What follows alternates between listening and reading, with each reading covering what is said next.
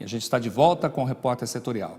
De acordo com o Sistema Nacional de Transplantes, o Brasil possui mais de 33 mil pessoas na lista de espera por algum órgão. Segundo a Associação Brasileira de Transplantes de Órgãos, de 2013 para cá, houve um aumento no número de doadores, mas a mortalidade nas filas de espera atinge entre 30% e 40%. A saída é o aumento no número de doadores e isso só é possível através da conscientização familiar. Para ser um doador, é preciso manifestar a vontade para a família. Então, para se tornar um doador de órgãos, você precisa manifestar para a sua família que você quer ser um doador.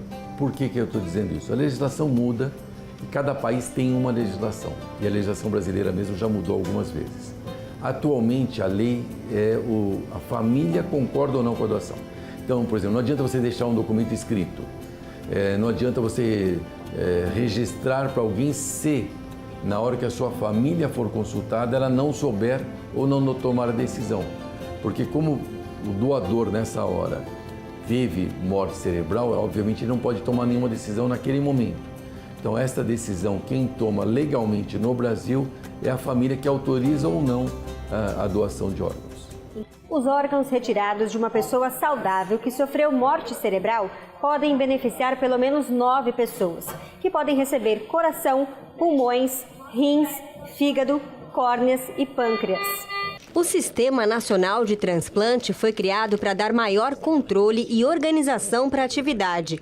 O transplante de órgãos e tecidos só pode ser realizado pelos estabelecimentos de saúde previamente autorizados pelo gestor nacional do Ministério da Saúde. Foi assim com a Karen, que descobriu uma doença na córnea quando ainda era adolescente. Ela tinha ceratocone.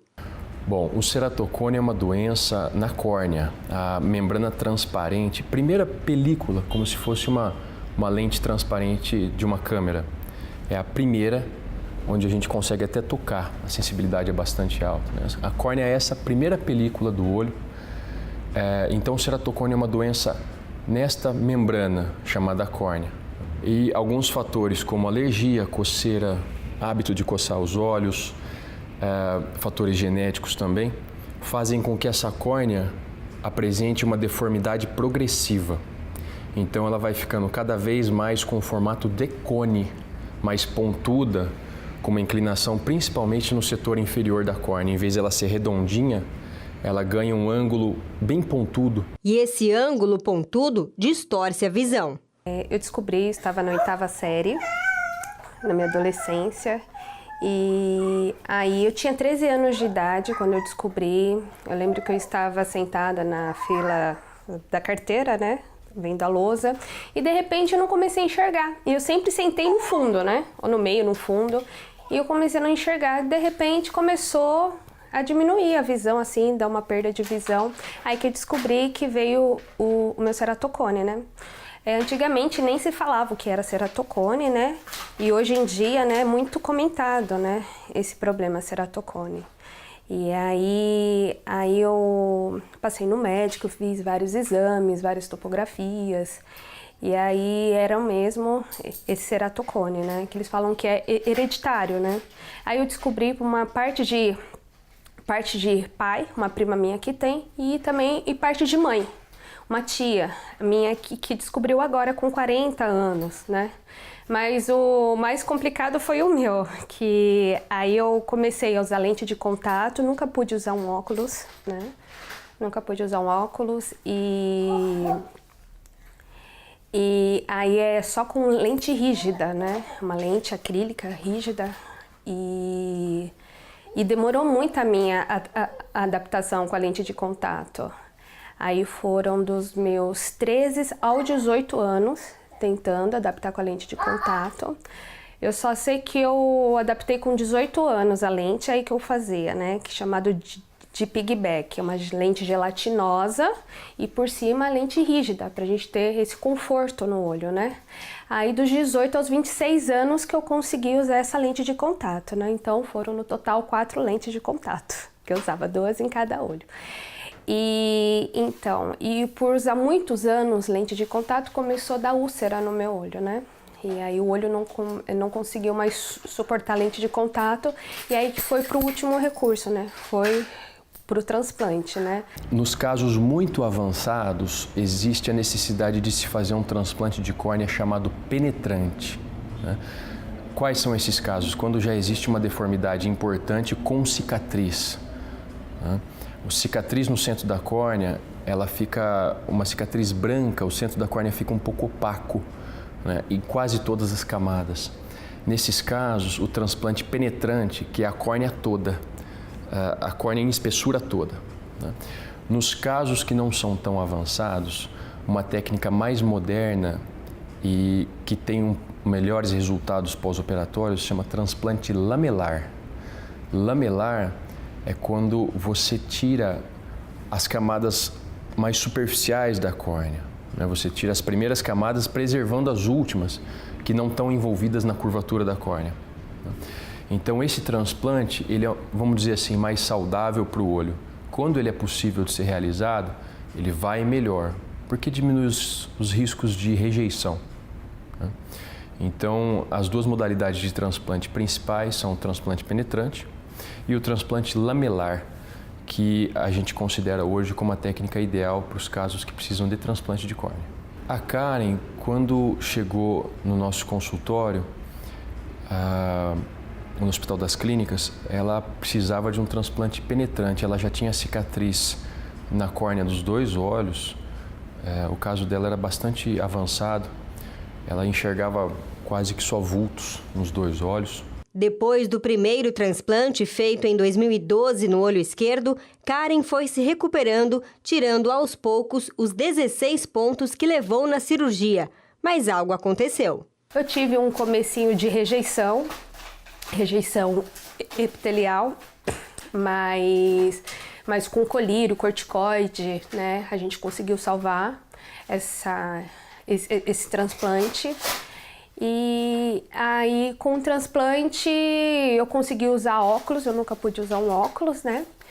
Voltando, antes de fazer o transplante, eu fiquei 6 meses sem enxergar, praticamente. Era 5% de visão que eu tinha. Eu estava fazendo faculdade, eu estava no meu 3º ano de faculdade. E, nossa, eu não enxergava a lousa de jeito nenhum. Foram 6 meses, assim, bem difícil para mim. Mas eu não desisti da faculdade, eu fui lá enxergando assim, falei, vamos, vai dar certo, eu consegui. Mas foram também 1 ano sem dirigir, também não consegui de dirigir.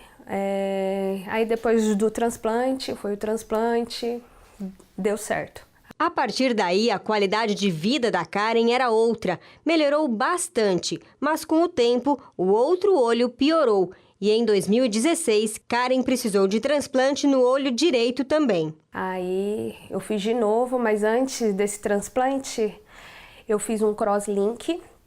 Esse crosslink é para a gente estacionar o ceratocone. Que chama crosslinking da córnea. É uma cirurgia a laser, vamos dizer assim, que endurece a córnea, deixa ela mais firme, o colágeno dela mais resistente e estabiliza a curvatura da córnea, ela para de entortar. Depois do crosslinking, ela fez outro transplante.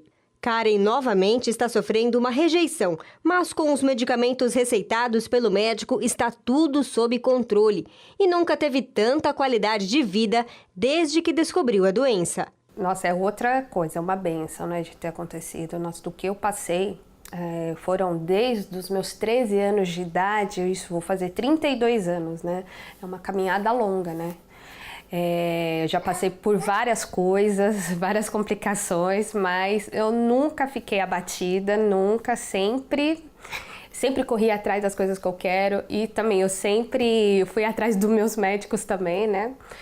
Principalmente esse Dr. Aníbal Muti, que me ajuda até hoje. Ele me encaminhou para vários especialistas também, né? E graças a Deus, a visão que eu tenho hoje, graças a eles. O acompanhamento é sempre obrigatório, né? Se você quiser ter o olho saudável depois de um transplante, tem que manter o acompanhamento. E depois de uns certos anos, 5 anos aproximadamente, o colágeno da córnea transplantada é substituído pelo colágeno que a própria pessoa produz. E às vezes ele carrega esse problema, essa fragilidade que a pessoa tem no colágeno da córnea. Então, alguns casos de ceratocone volta, né? Algumas outras doenças da córnea que precisam de transplante, algumas distrofias corneanas também, né? Eles podem voltar depois de alguns anos do transplante e a pessoa necessitar eventualmente de um outro procedimento de transplante de córnea. Acontece, então o segredo ali é acompanhar regularmente com um médico de confiança. Na edição de hoje você viu, o governo federal anuncia medidas para acabar com a greve dos caminhoneiros, mas os profissionais continuam paralisados no Vale do Paraíba. O fim de semana foi marcado por protestos e buzinaço. Esses foram os destaques da edição de hoje do Repórter Setorial. Você pode rever todas as nossas reportagens nas redes sociais, através da nossa página do Facebook ou no nosso canal do YouTube. A gente fica por aqui e voltamos amanhã com mais notícias. Até lá!